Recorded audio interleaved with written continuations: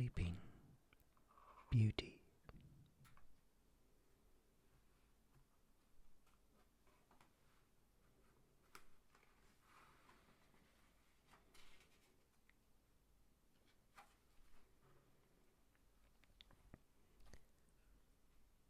Once upon a time, there lived a king and a queen who were very happy, except for one thing. They both longed to have children, but they had none. Every day they said to each other, "Ah, if only we had a child." Now it happened one day, when the queen had been bathing, a frog crept out of the water and spoke to her. It said, "Your wish shall come true. Before a year has gone by, you shall have a daughter."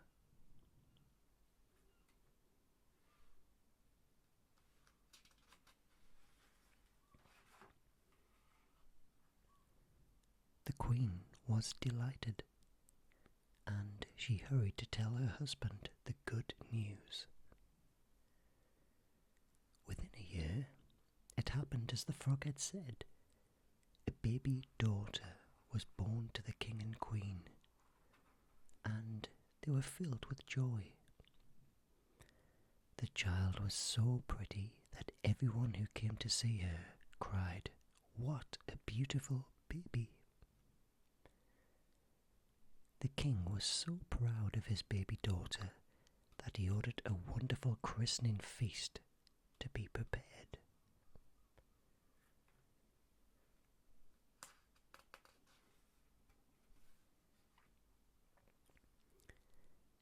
The king invited all his friends to the feast, as well as kings, queens, princes, and princesses from other kingdoms. The king wanted the good fairies to be godmothers to his daughter. Now there were 14 fairies in his kingdom, but one was very old, and no one had seen her for many years. As the king only had 12 golden plates, he invited just 12 of the fairies to come to the christening feast. The old fairy was not invited.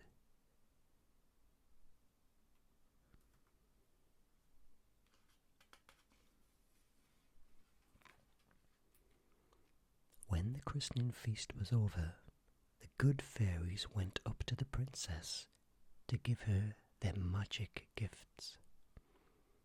The first fairy said, "You shall have a beautiful face." The second fairy said, "You shall think beautiful thoughts."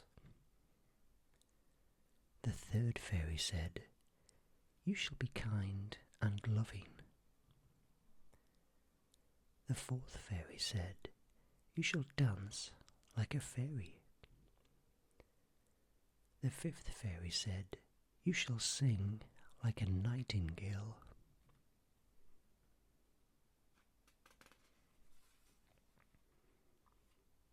When 11 of the fairies had given their gifts, the baby had been promised everything in the world one could wish for. At that moment, the 13th fairy suddenly arrived. She was furious because the king had not invited her to the feast. Pointing to the baby, she cried in a loud voice, "When the king's daughter is 15 years old, she shall prick herself with a spindle and fall down dead." Without another word, she rushed out of the palace.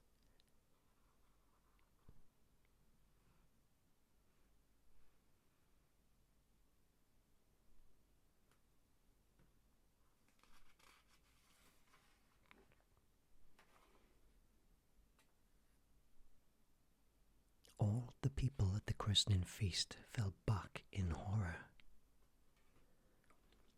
When they heard the words of the wicked fairy, the queen began to cry, and the king did not know how to comfort her. Then the 12th good fairy, who had not yet given the baby her gift, stepped forward.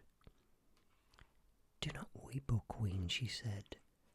"I shall do what I can to help. I cannot undo the evil spell of the wicked fairy, but I shall soften it a little."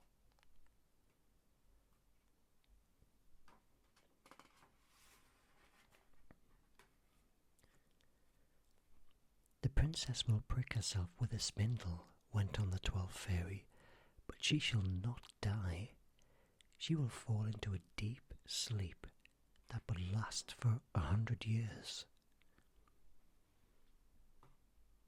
The king thanked the fairy for her kindness, yet he did not want to think about his child sleeping for 100 years. So he gave orders that every spindle in the whole kingdom should be burned. His messengers were sent to every town and village to see that this was done.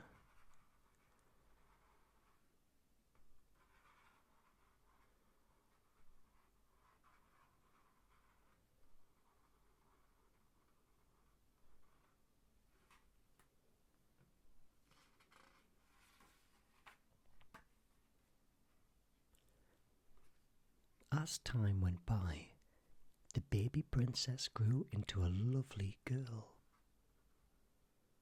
All the gifts that the good fairies had promised were hers. She had a beautiful face and she thought beautiful thoughts. She danced like a fairy and she sang like a nightingale. She was happy and gay, so that all who were near her were happy too. She was kind and loving, and so all that knew her loved her. The king and queen found great joy in their daughter.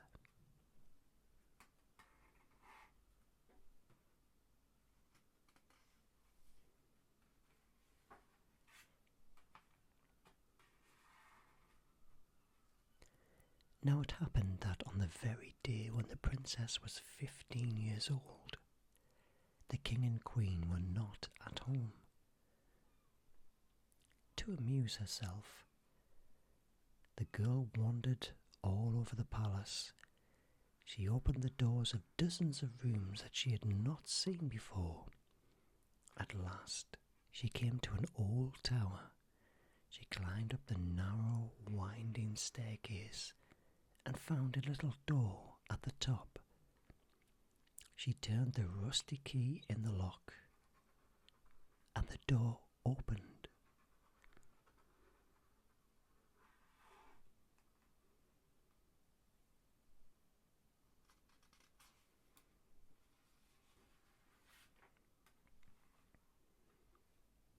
There was a little room, and there sat an old woman at a spinning wheel, busily spinning flax.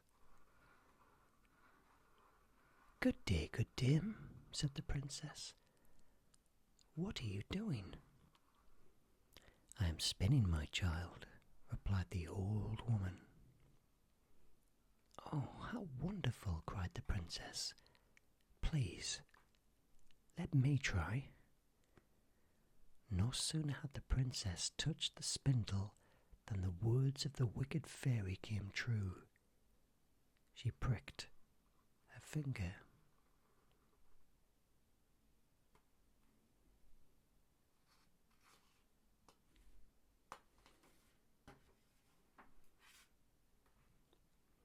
As soon as she felt the prick of the spindle, the princess fell on the bed in a deep sleep.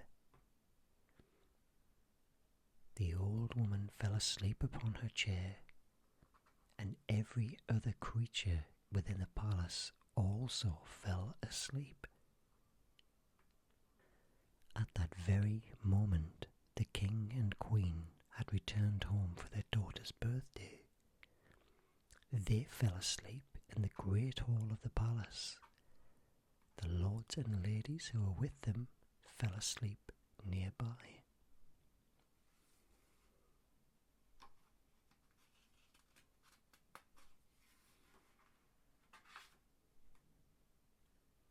In the stables, the horses fell asleep. In the courtyard, the dogs stopped barking and fell asleep. On the roof, the pigeons stopped cooing and fell asleep. On the palace walls, the flies stopped crawling and fell asleep. In the kitchen, the fire died out and the meat stopped cooking. The cook had just been about to box the scullery boy's ears because of something he'd forgotten to do. But the cook fell asleep, and so did the scullery boy.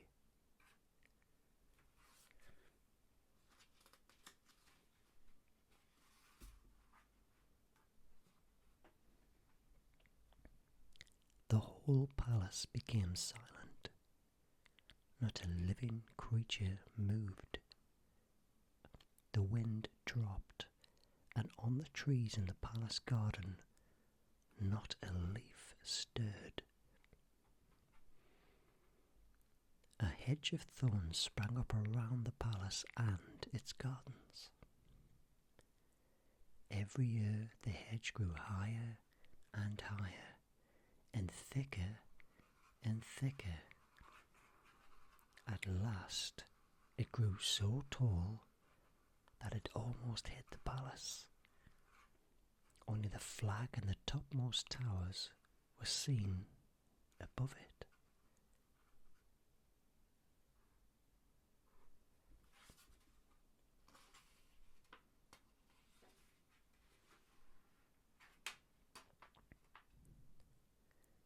The story of the beautiful princess who lay asleep spread throughout the kingdom and far beyond. She became known as Sleeping Beauty. From time to time, many princes who had heard of her beauty journeyed to the palace hoping to wake her. But the thorn hedge grew so thickly that none of the princes could force his way through it. Each one who tried found his hands and face torn and bleeding, and so he had to give up.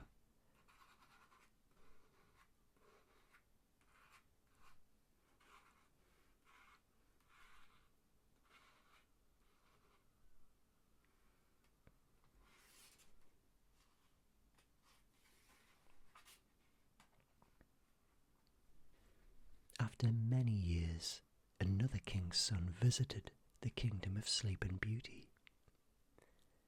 An old man told this prince a tale which his grandfather had told him. This tale was of a castle hidden behind a thick hedge of thorns that grew nearby. In the castle, a beautiful princess known as Sleeping Beauty lay asleep. Her mother and father and all the people in the palace also lay fast asleep. It was said that they had all been asleep for 100 years.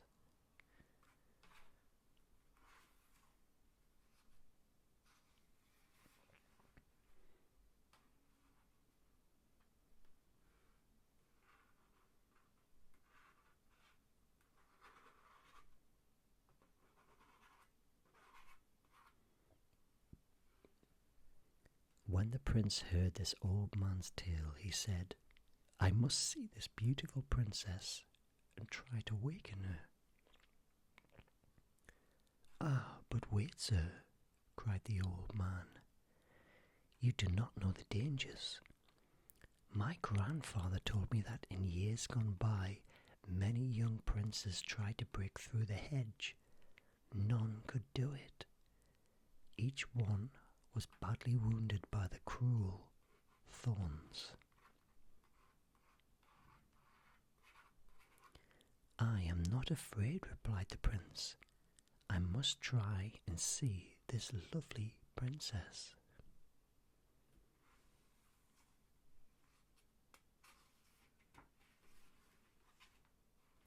Now it happened that that very day in which the prince arrived was exactly 100 years after Sleeping Beauty had fallen asleep. The evil spell of the wicked fairy had last come to its end. As the prince began to push against the hedge of thorns, every thorn turned into a lovely rose. The hedge opened of its own accord to let him pass through, and as he passed, the hedge of roses gently closed again behind him.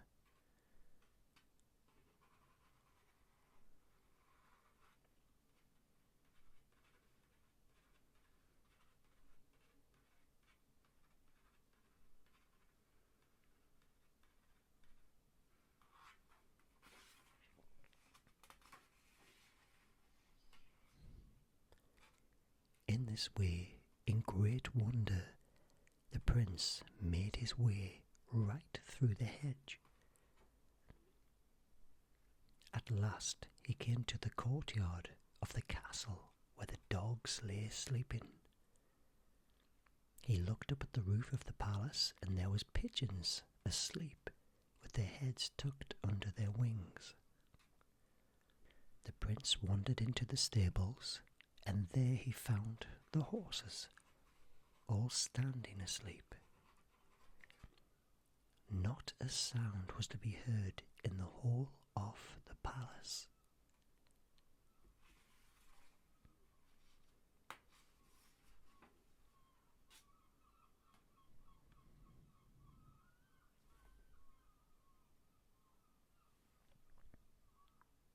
Next, the prince went to the palace kitchen.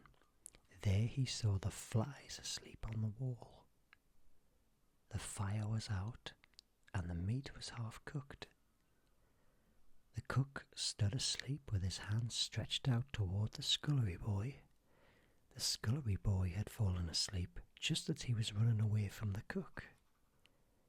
The kitchen maid was sitting asleep at the table, ready to pluck a chicken for dinner.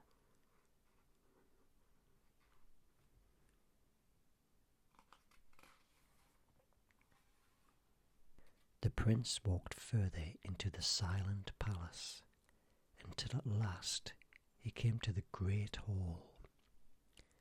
There the king and queen sat asleep in their thrones. Around them their lords and ladies sat sleeping. All was so quiet that the king felt he should tiptoe in case he wakened the sleepers. He wandered along corridors and up flights of stairs. He looked in all the rooms he could find, but nowhere did he see Sleeping Beauty.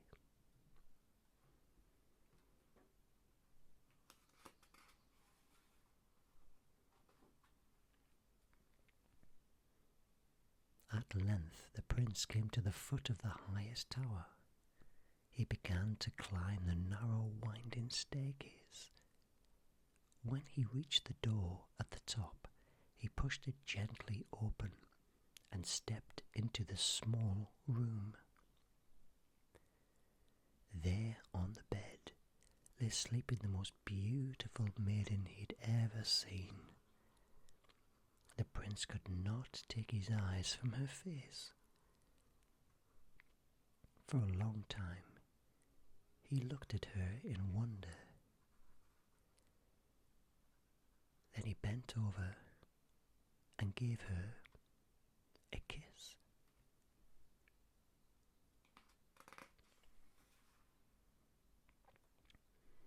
At that moment, Sleeping Beauty opened her eyes and gave the prince a wonderful smile. Then she sat up, quite wide awake. The The prince gave her his hand and she stood up. Together they went down the narrow winding staircase, along the corridors, down the main staircase, and into the great hall. At that moment the king and queen woke from their sleep. They were overjoyed to see their daughter awake and well, and they welcomed the prince who had broken the spell.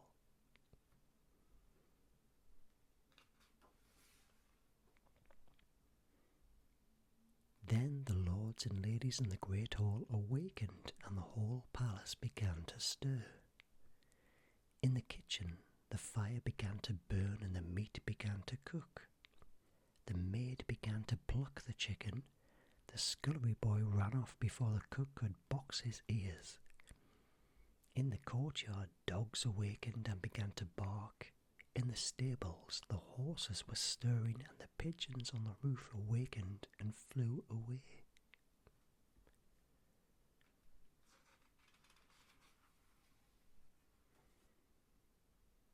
The palace had come to life again after its sleep of 100 years.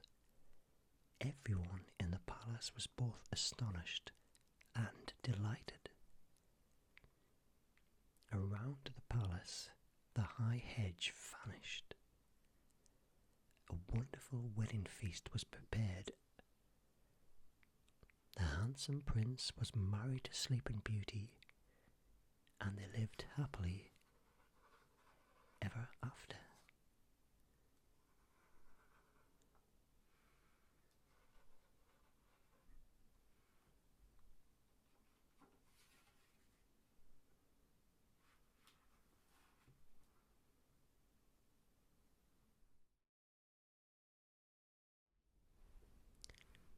Goldilocks and the Three Bears.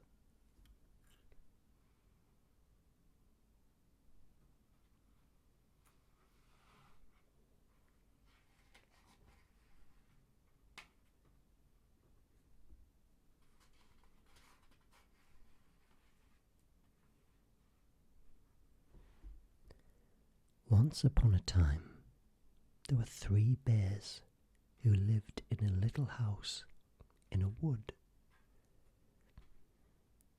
Father Bear was a very big bear. Mother Bear was a medium-sized bear. Baby Bear was just a tiny little bear.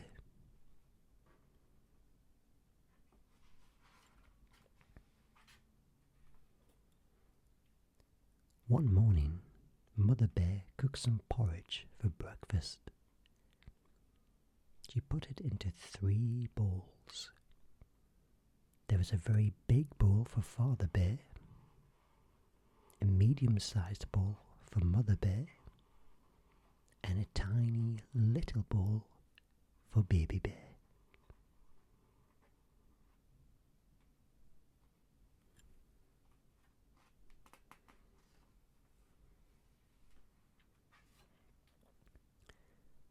The porridge was rather hot, so the 3 bears went for a walk in the wood while it cooled.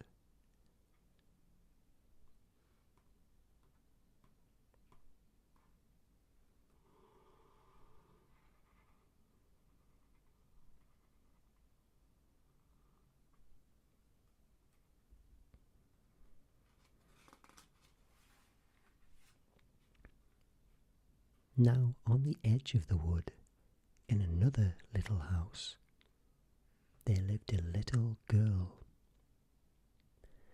Her golden hair was so long that she could sit on it. She was called Goldilocks. And on that same morning before breakfast, Goldilocks went for a walk in the wood.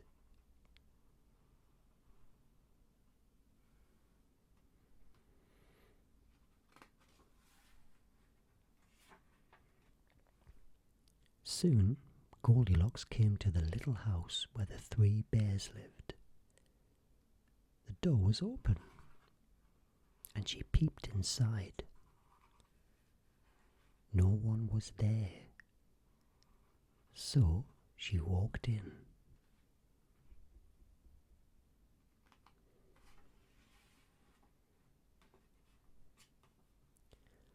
Goldilocks saw the 3 bowls of porridge and the 3 spoons on the table.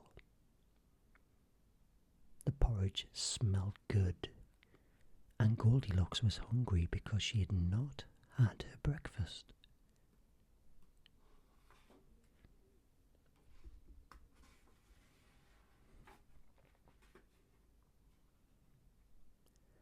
Goldilocks picked up the very big spoon and tasted the porridge in the very big bowl. It was too hot. Then she picked up the medium-sized spoon and tasted the porridge in the medium-sized bowl. It was lumpy.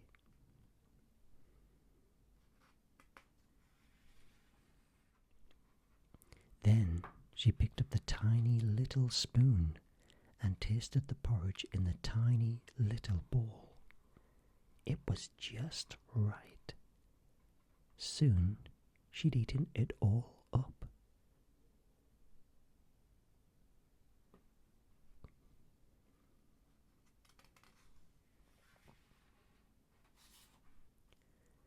Now Goldilocks saw 3 chairs.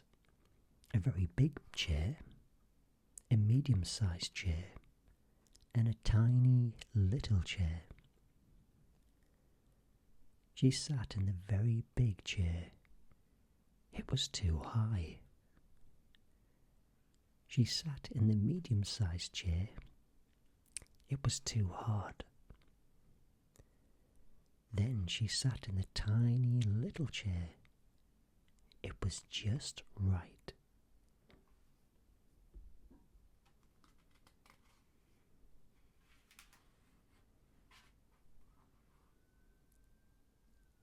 But was the tiny little chair just right? Nope.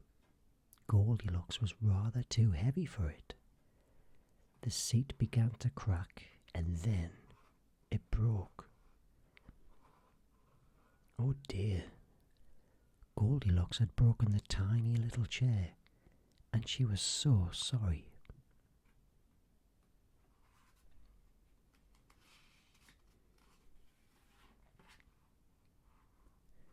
Next, Goldilocks went into the bedroom. She saw 3 beds. 1 very big bed, 1 medium-sized bed, and 1 tiny little bed. She felt tired and thought she would like to sleep.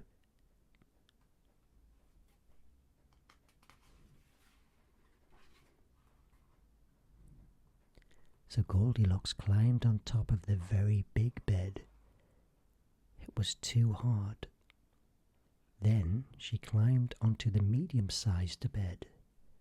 It was too soft.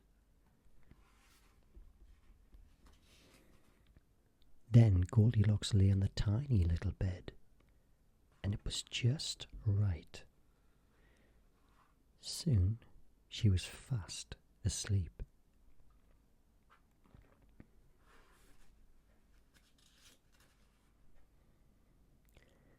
Soon the 3 bears came home for breakfast. Father Bear looked at his very big porridge bowl and said in a very loud voice, "Who has been eating my porridge?"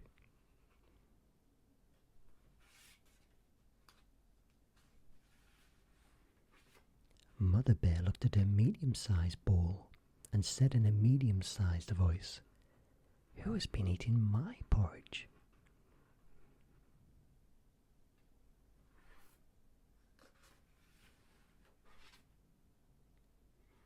Baby Bear looked at his tiny little porridge bowl and said in a tiny little voice, "Who has been eating my porridge and eaten it all up?" Next, Father Bear looked at his very big chair. "Who has been sitting in my chair?" he asked in a very loud voice.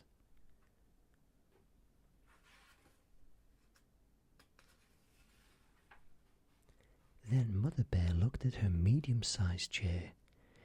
"Who has been sitting in my bear?" she asked in a medium-sized voice.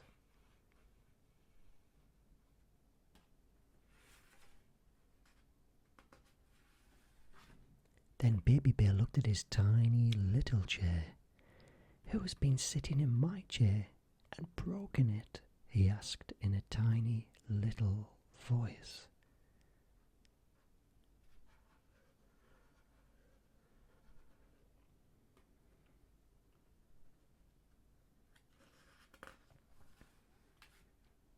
Next, the three bears went into the bedroom.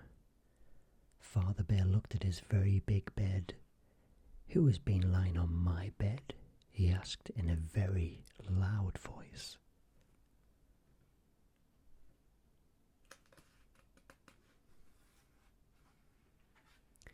Mother Bear looked at her medium-sized bed. "Who has been sleeping on my bed?" she asked in a medium-sized voice.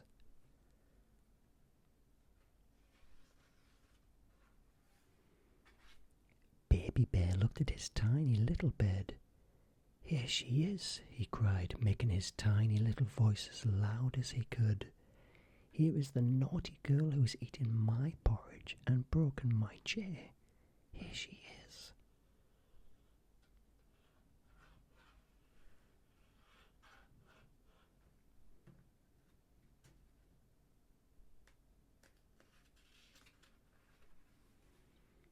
At the sound of their voices, Goldilocks woke up. She saw the three bears and she jumped off the bed in fright. She rushed to the window, jumped outside, and ran quickly into the wood.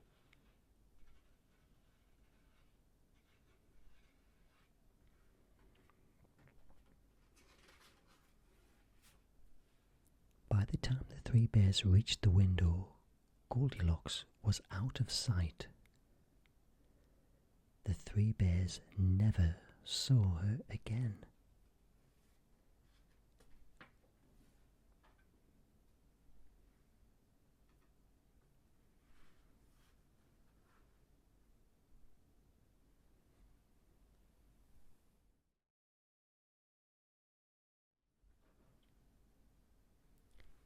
Chicken Licken.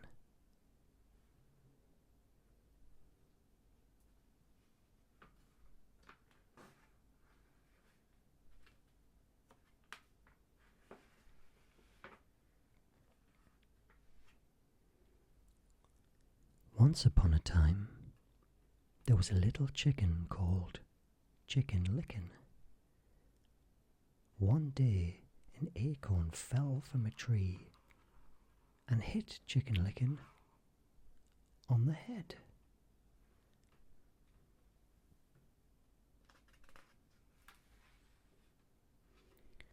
Chicken Licken thought that the sky was falling down, so he ran off to tell the king.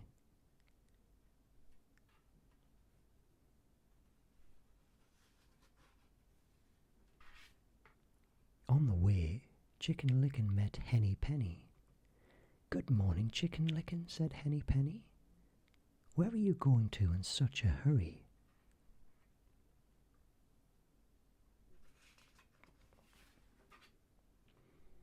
"Oh, Henny Penny," said Chicken Licken, "the sky is falling down, and I'm on my way to tell the king." "Then I'd better go with you," said Henny Penny.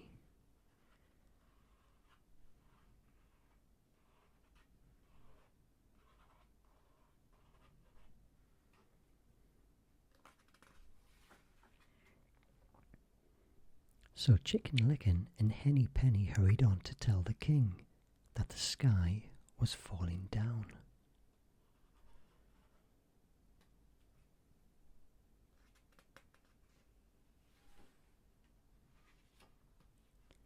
On the way, Chicken Licken and Henny Penny met Cocky Locky.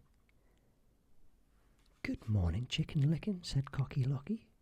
"Where are you two going in such a hurry?"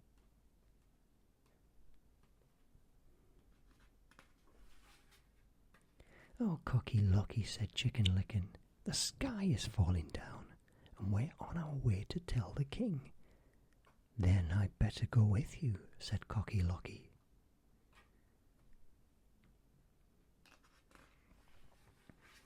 So Chicken Licken, Henny Penny, and Cocky Locky hurried on to tell the king that the sky was falling down.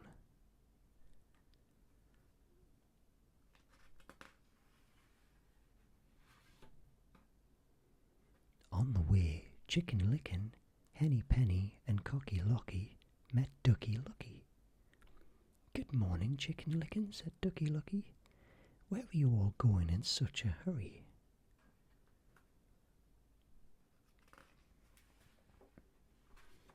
"Oh, Ducky Lucky," said Chicken Licken, "the sky is falling down, and we're on our way to tell the king." "Then I'd better go with you," said Ducky Lucky.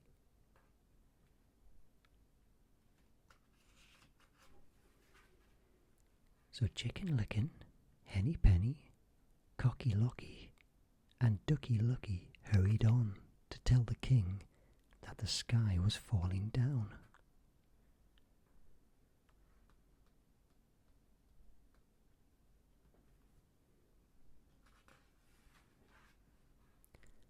On the way, Chicken Licken, Henny Penny, Cocky Locky, and Ducky Lucky met Drakey Lakey.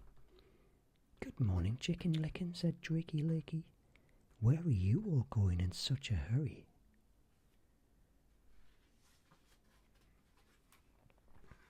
"Oh, Drakey Lakey," said Chicken Licken, "the sky is falling down, and we're on our way to tell the king." "Then I'd better go with you," said Drakey Lakey.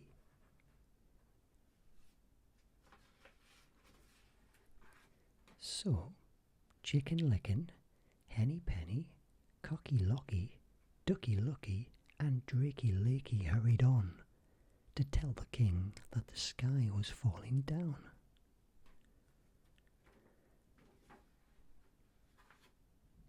On the way, Chicken Licken, Henny Penny, Cocky Locky, Ducky Lucky, and Drakey Lakey met Goosey Lucy. "Good morning, Chicken Licken," said Goosey Lucy. "Where are you all going in such a hurry?"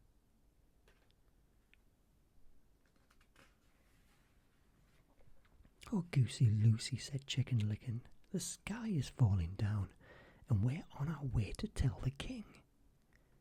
"Well, I'd better go with you," said Goosey Lucy.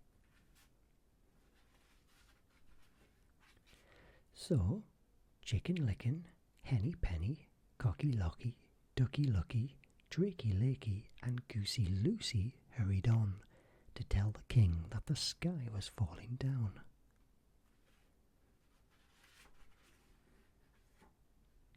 On the way, Chicken Licken, Henny Penny, Cocky Locky, Ducky Lucky, Drakey Lakey, and Goosey Lucy met Turkey Lurkey. "Good morning, Chicken Licken," said Turkey Lurkey. "Where are you all going in such a hurry?" "Oh, Turkey Lurkey," said Chicken Licken, "the sky is falling down, and we're on our way to tell the king." "Then I'd better go with you," said Turkey Lurkey.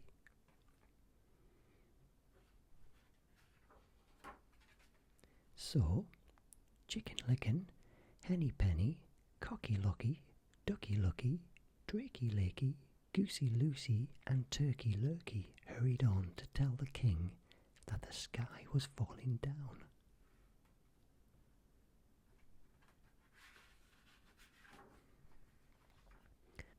On the way, Chicken Licken, Henny Penny, Cocky Locky, Ducky Lucky, Drakey Lakey, Goosey Lucy, and Turkey Lurkey met Foxy Loxy. "Good morning, Chicken Licken," said Foxy Loxy. "Where are you going in such a hurry?" "Oh, Foxy Loxy," said Chicken Licken, "the sky is falling down, and we're on our way to tell the king." "I know where to find the king," said Foxy Loxy. "You better all follow me."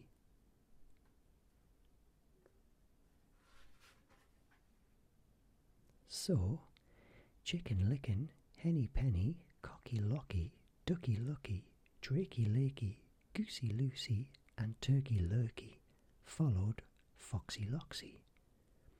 Foxy Loxy led them straight into his den, where his wife and their little foxes were waiting for their dinners.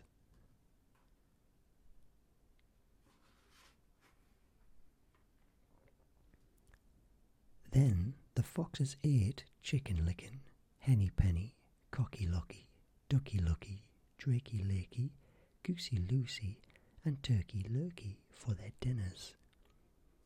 So Chicken Licken never found the king to tell him that he thought the sky was falling down.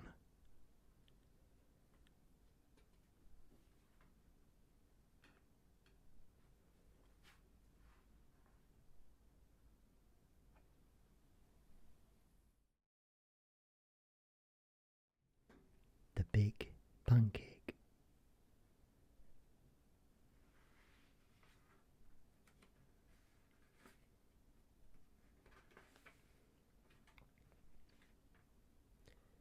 Once upon a time, there was a mother who had 7 little boys. 7 hungry little boys.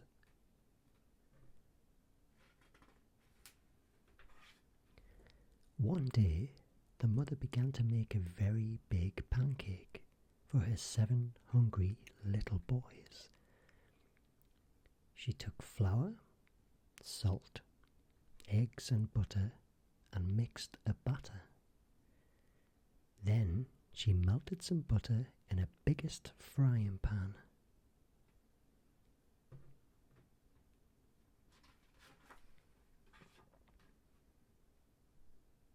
Then the mother poured the batter into the big frying pan. It made a very big pancake, a huge pancake, to feed 7 hungry little boys.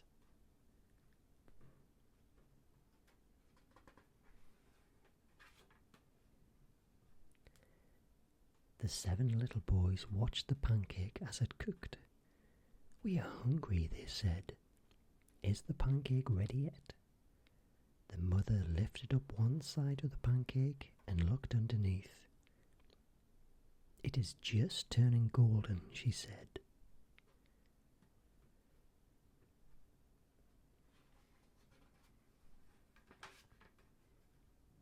"Is it ready to eat?" asked the 7 little boys. "Oh no," said their mother. "I must toss it yet. I must toss it up in the air to turn it over so that the other side will turn golden. Then it will be ready."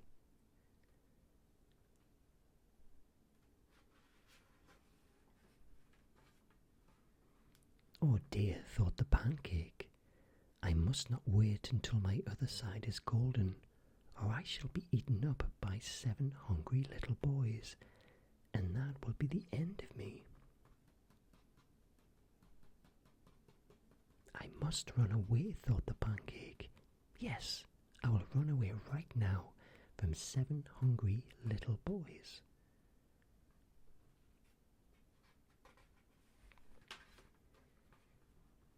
The mother took the frying pan in both hands. She tossed the pancake high in the air, and she held out the frying pan ready to catch the pancake as it turned in the air.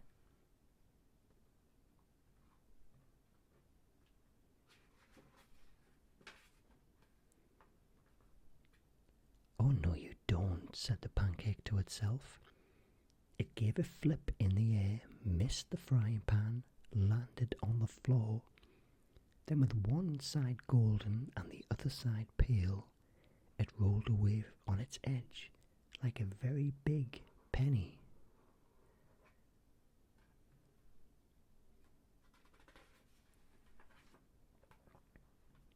The pancake rolled out of the door and away down the road. "Stop," shouted the mother, her frying pan still in her hand. "Stop," she shouted as she ran after the pancake. Faster and faster rolled the pancake away down the road.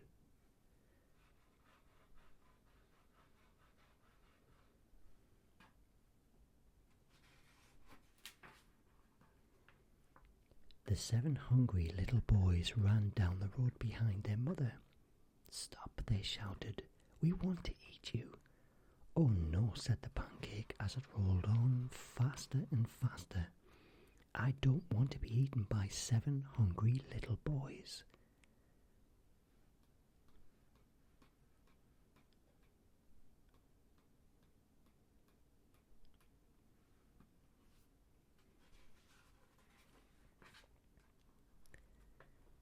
Soon the pancake passed a man.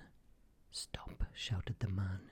"You look like a delicious pancake. Please let me eat you."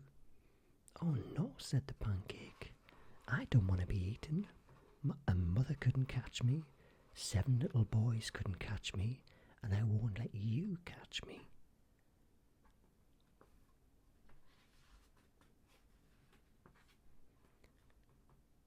So the pancake rolled on, faster and faster.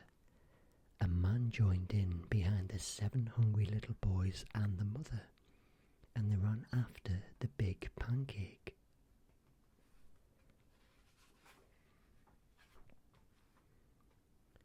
Soon the pancake passed a cat.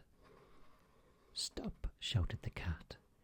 "You look like a delicious pancake. Please let me eat you." "Oh no," said the pancake. "I don't want to be eaten. A mother couldn't catch me. 7 little boys couldn't catch me. A man couldn't catch me. And I won't let you catch me."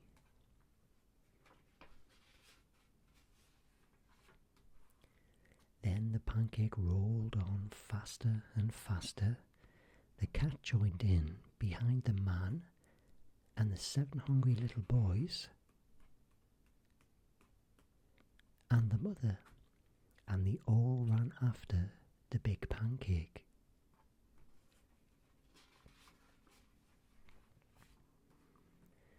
Soon the pancake passed a cock. "Stop," shouted the cock. "You look like a delicious pancake. Please let me eat you." "Oh no," said the pancake. "I don't want to be eaten. A mother couldn't catch me. The 7 little boys couldn't catch me. A man couldn't catch me. A cat couldn't catch me. And I won't let you catch me."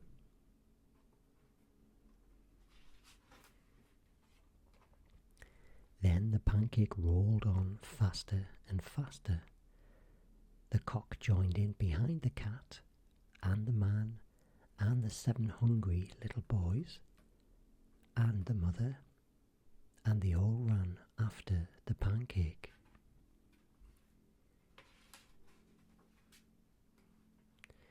Soon the pancake passed a duck. "Stop," shouted the duck. "You look like a delicious pancake. Let me eat you." "Oh no," said the pancake. "I don't want to be eaten. A mother couldn't catch me. 7 little boys couldn't catch me.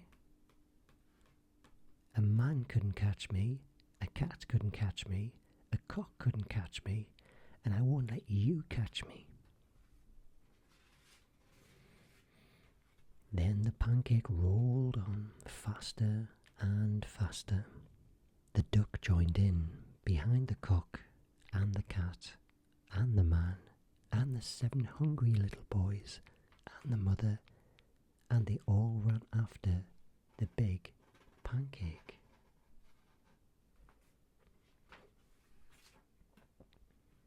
Soon the pancake passed a cow. "Stop," shouted the cow. "You look like a delicious pancake. Please let me eat you." "Oh no," said the pancake. "I don't want to be eaten. A mother couldn't catch me. 7 little boys couldn't catch me. A man couldn't catch me. A cat couldn't catch me. A cock couldn't catch me. A duck couldn't catch me. And I won't let you catch me."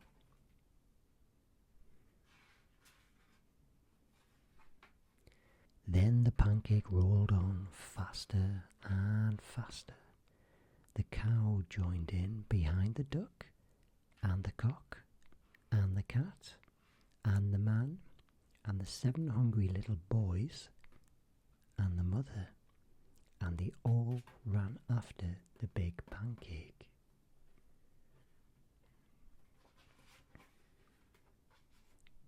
Soon the Pancake passed a pig. "Where are you going in such a hurry?" asked the pig. "I'm running away from a mother, 7 hungry little boys, a man, a cat, a cock, a duck, and a cow," said the Big Pancake. "They all want to eat me, but I don't want to be eaten up."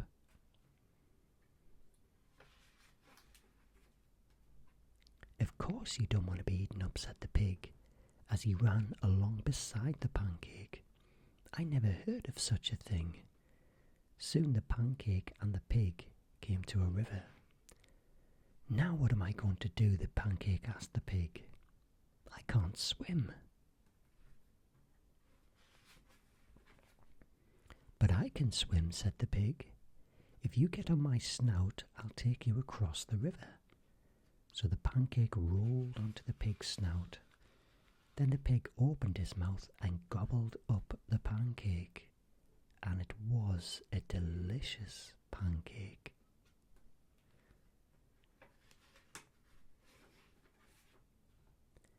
And that was the end of the Big Pancake. So the mother and the 7 hungry little boys and the man and the cat and the cock and the duck and the cow never did catch the Big Pancake.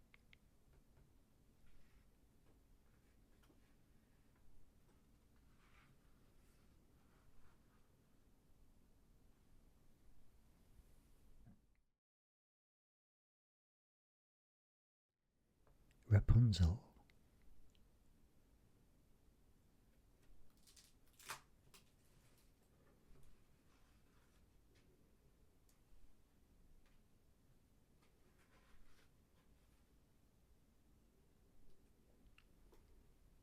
Once upon a time, there lived a man and his wife. They had all they wanted in the world except for one thing. For many years they longed to have a child whom they could love, yet no baby was born to them.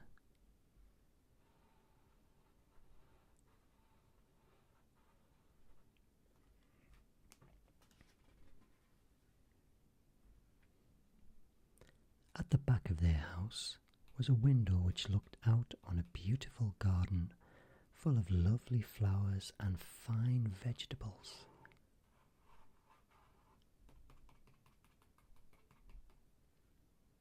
The garden was surrounded by a high wall, and no one ever dared to climb the wall, for the garden belonged to a witch who was feared by everyone.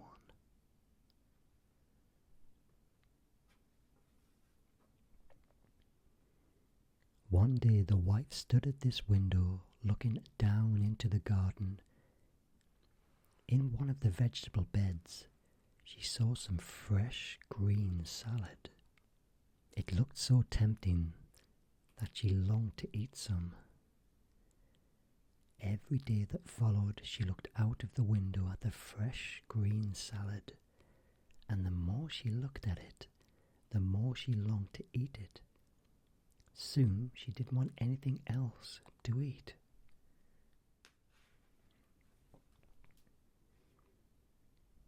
She grew thin and pale because she knew she could not have the salad. Her husband grew worried when he saw how thin she had become. "What is the matter with you, dear wife?" he asked. The wife pointed out to the fresh green salad in the witch's garden. "Ah," she sighed, "if I cannot eat some of that salad, I shall surely die." "Rather than let you die," replied the man, "I shall climb into the witch's garden and bring you some salad."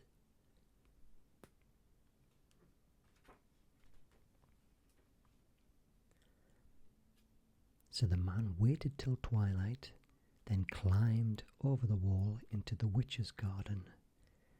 There he quickly gathered a handful of salad and scrambled back across the wall.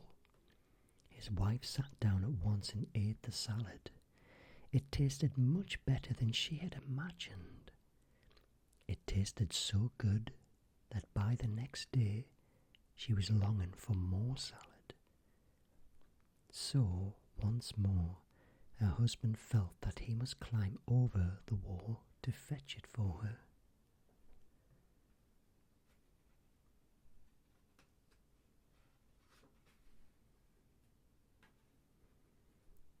Waiting until twilight again, the man clambered up the wall and lowered himself into the garden.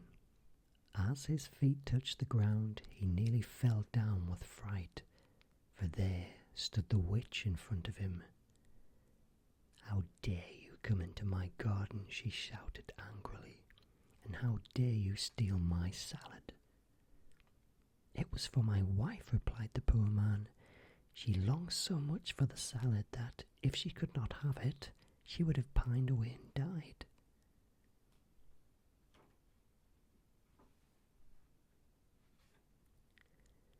When the witch heard the man's tale, she lost her anger and took pity on him.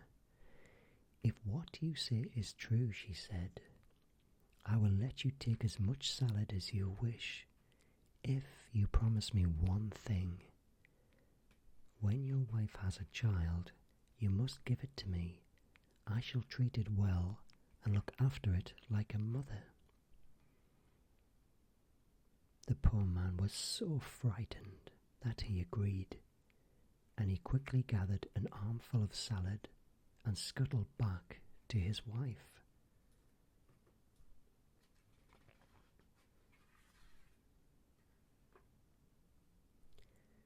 Some time later, a beautiful baby girl was born to the man and his wife. That very same day, the witch appeared.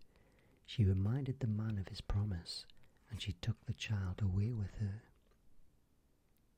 The witch named the baby Rapunzel, and as the child grew, she became the most beautiful girl in the world.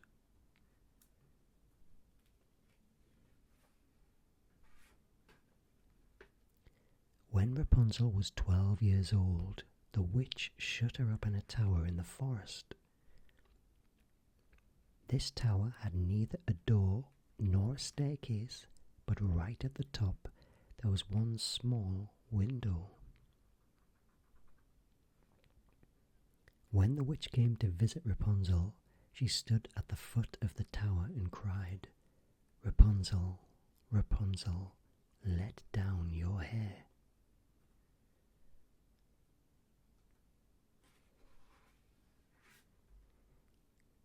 Rapunzel had wonderful long fine hair, the colour of gold. Whenever she heard the voice of the witch, she threw her long plait out of the window. It was so long that it fell right to the ground.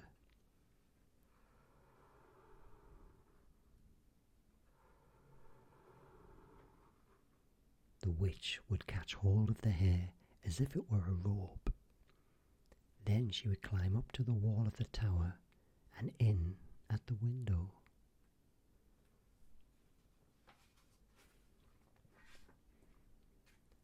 When Rapunzel had been in the tower a few years, it happened that a prince rode through the forest. He passed by the tower and heard the sound of someone singing. The singing was so lovely that the prince stopped to listen. The sound came from the top of the tower. It was Rapunzel singing to herself.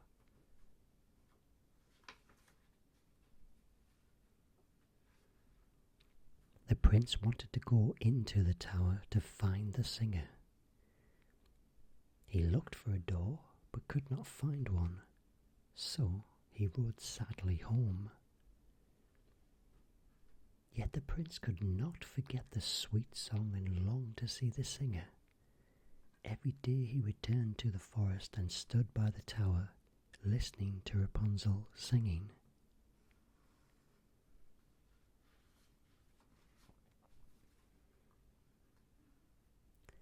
One day when the prince was standing behind a tree, the witch came out to the tower.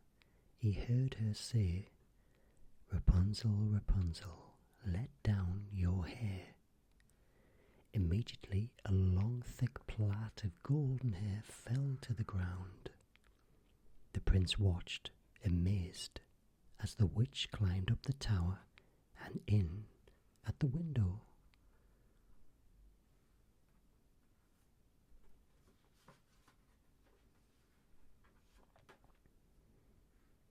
"If that is the ladder by which to enter the tower, then I too will try it," said the prince to himself. The next day at twilight, the prince stood at the foot of the tower and cried, "Rapunzel, Rapunzel, let down your hair." Immediately the plait of hair came tumbling down, and the prince climbed up.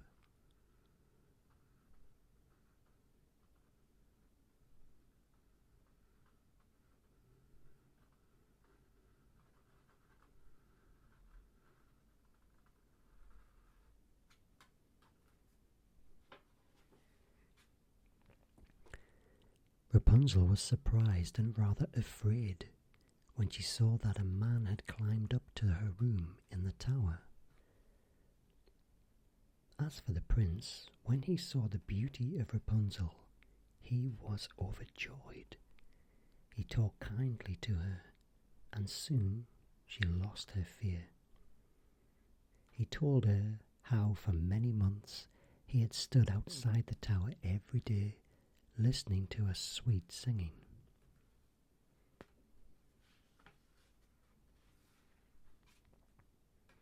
The prince asked Rapunzel if he might come to visit her again. She replied, "Come to see me each evening, for the witch comes only during the day." So for many months the prince visited Rapunzel every evening, and they grew to love each other. After a while the prince asked Rapunzel to marry him, and she replied, "I will gladly do so." Then they talked together of how Rapunzel could get out of the tower.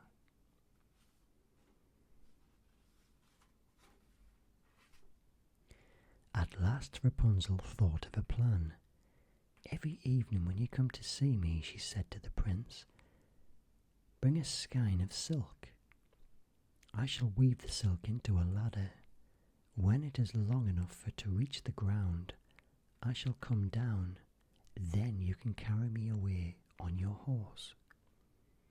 They agreed on this plan, and every night the prince brought a fresh skein of silk, and every day Rapunzel wove a little more of the ladder. During all this time the witch knew nothing of the prince's visits to Rapunzel. Then one day, after the witch had climbed up the tower by the plait of hair, Rapunzel spoke without thinking. "How is it, good mother," she asked, "that you feel so much heavier than the prince?"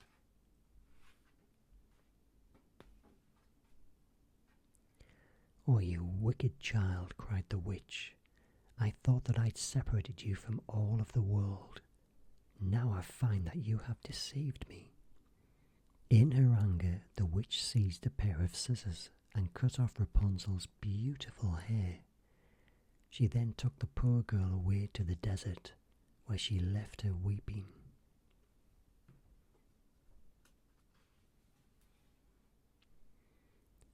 That same night the witch returned to the tower. She fastened Rapunzel's plait of hair to a hook above the window. The prince arrived and cried, "Rapunzel, Rapunzel, let down your hair." Then the witch threw the plait out of the window. The prince climbed up and found himself face to face not with his beautiful Rapunzel, but with the angry witch.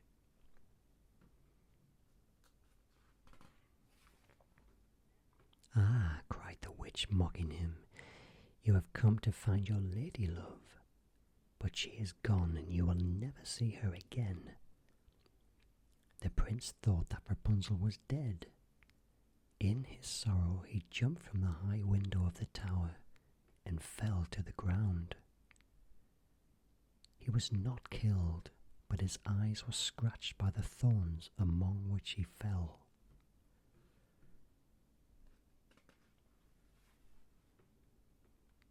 For some years the poor blind prince wandered sadly through the forest. His only food was the roots and berries he found there. He did not care about anything. His only thought was that he had lost his dear Rapunzel. At last he came to the desert where Rapunzel lived in sorrow. In the distance he heard her singing, and he knew her voice at once.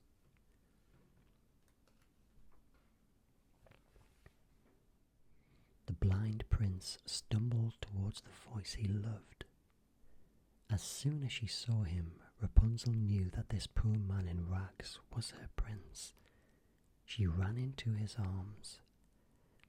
She was so glad to see him and so sad to find him blind that her tears fell quickly. 2 large teardrops fell upon his eyes. Immediately he could see as well as he ever had done before.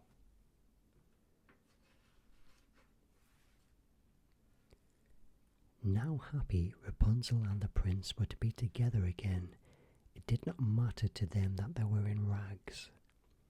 They forgot the sad years behind them.